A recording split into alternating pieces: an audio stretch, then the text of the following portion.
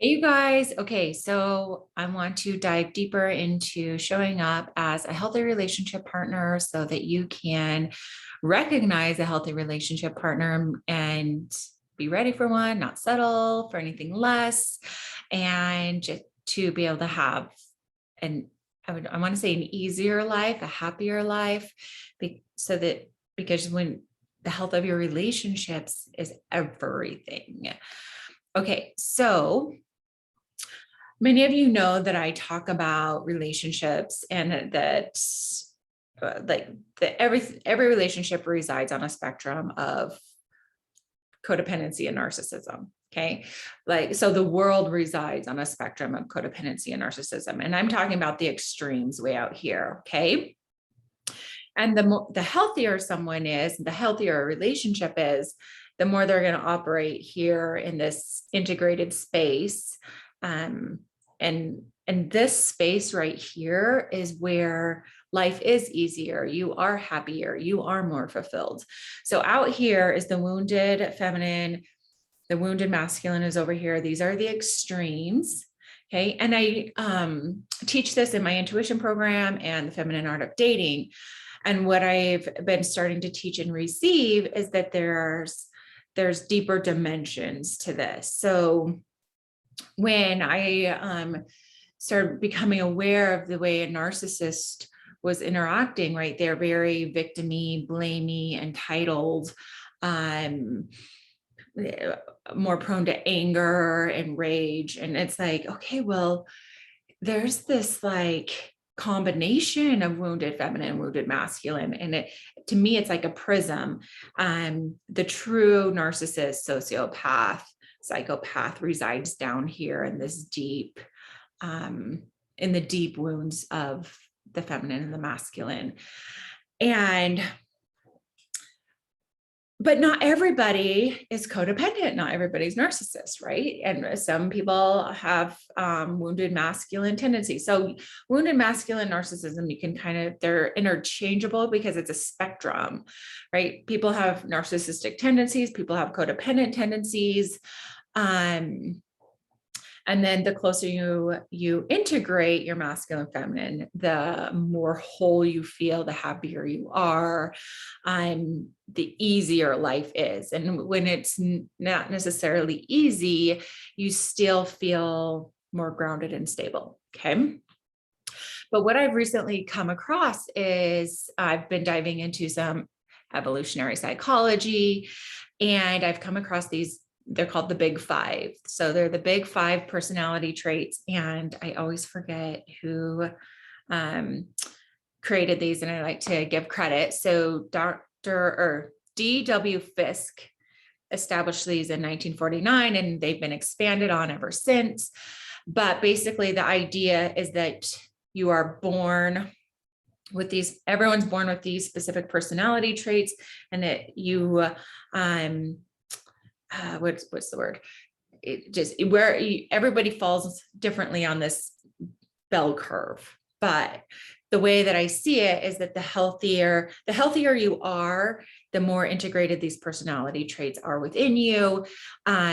If someone's too far over here or over here, then there's definitely dysfunction in their lives.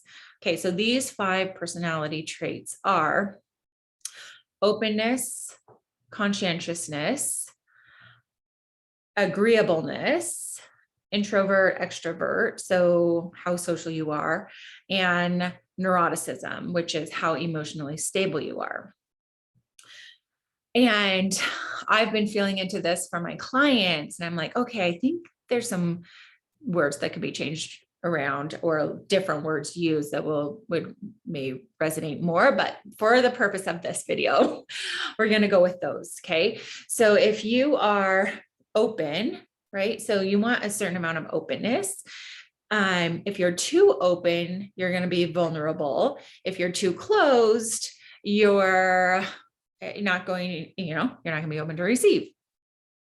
So if you are highly conscientious, you're going to be more, if you're too conscientious, like where you have anxiety, and it's difficult to function, right? Then you're going to move over to the left here, where with more dysfunction, if you're not conscientious enough, then you're more in the wounded masculine. You're not aware. So I think awareness is a really good word to use here as well. Like, how aware are you? So for example, a lot of my women are highly aware of their childhood wounds, their like what's going on inside of them, but it actually opens them up to being so aware that they are vulnerable to wounded masculine energy, because they don't want to, it's almost like they don't want to leave anyone out. Okay. So then if you are introverted or extroverted, like, how social are you? Well, if you're too social, then you may not get to your responsibilities. If you're not social enough, if you're more of a hermit, but I'm a total introvert, so you may lack a feeling of connectedness. Okay. So just imagine that these personality traits are in the middle of a functional, healthy relationship. So the other one is agreeable. If you're too agreeable, then you may lack boundaries and, move into that codependent space. If you're disagreeable, then you're people who are really disagreeable are really hard to be around. And then the neuroticism is the emotional stability or reactivity. Like, how reactive are you? If you're too reactive,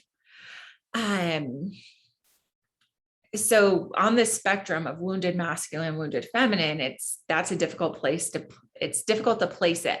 I want to say emotional stability is in the middle. And then if you're either too reactive or not reactive enough, that's the dysfunction, but they can be in both, right? So the person who doesn't do anything, doesn't react to anything, is kind of numb. I would say would be more on the wounded feminine.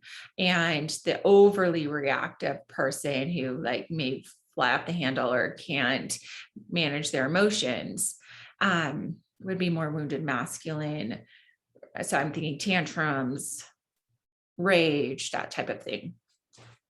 Okay, but so those, like, neuroticism is to me, like, if someone is not emotionally stable, right, that can fall deep into this dimension of deep into the wound of the masculine and feminine. So these personalities, I'm seeing them as dimensions within the relationship. Okay.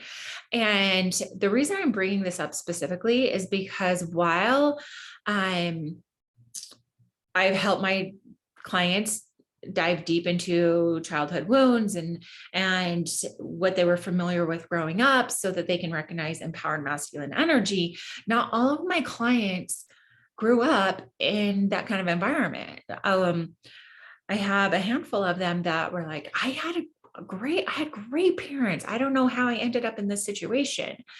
And so if we look at these 5 personality traits from evolutionary psychology, where there is a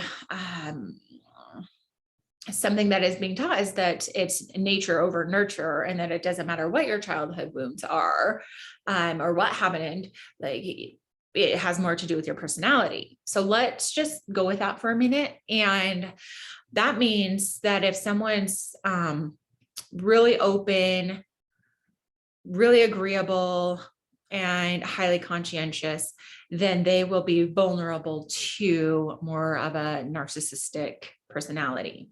So someone has to be really agreeable to be with a really disagreeable person. Okay. So the person who's highly disagreeable, highly reactive, and low conscientious is going to be more on this narcissistic, the deeper into the wounds of both the wounded feminine and wounded masculine.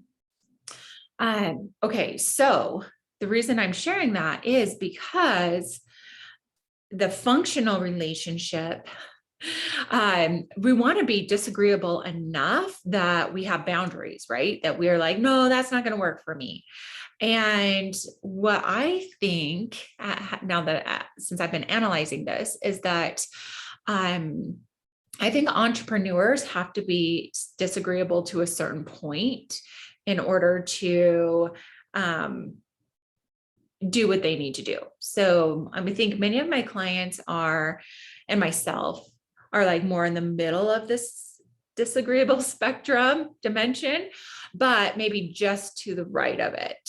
And I think, and my husband, I think it's just to the left, like he's more agreeable than I am. Of course, it depends on what it actually is that we're talking about, but just in general. And as far as, so you want a partner that is so close to you that it's like, okay, so it almost depends on whatever it is you're talking about if you guys flip flop. So also, I was talking with a client, like I can be up and down with my emotions. And I think that I would say from my childhood, I was brought up to walk on eggshells. And so I might be more highly reactive. So I feel like I am more highly reactive than my husband. He's a very calm and steady person generally. And for women, I would want them to choose someone who's more grounded, emotionally stable, because as a woman, if you are the one who's more grounded and stable, it kind of flips the dynamic. But that's like, you're operating in here. I'm not talking about being emotionally reactive out here. Right. So this could also be like, how sensitive are you? Right. This emotional reactivity, how sensitive are you? I'm more sensitive than my husband. And the two ones to look out for just in your relationships in general, whether it's friends, family, spouse, significant other, business, is how disagreeable is somebody and how highly reactive are they and how conscientious are they. And this is something I'm going to be diving deeper into our VIP group coaching call in the Receive program next week. So if you want more information on this, then send me an email, just say you're interested, and I'll send you more information about the program. But having this awareness of someone being disagreeable, because so many women and men end up in relationships where they're like, I wish I had seen the signs. How come I didn't see the signs? And that's real. I feel so passionate about helping people recognize healthy relationship partners and healthy relationships, showing up as a healthy relationship partner. So let me know what comes up for you with this. And till next time.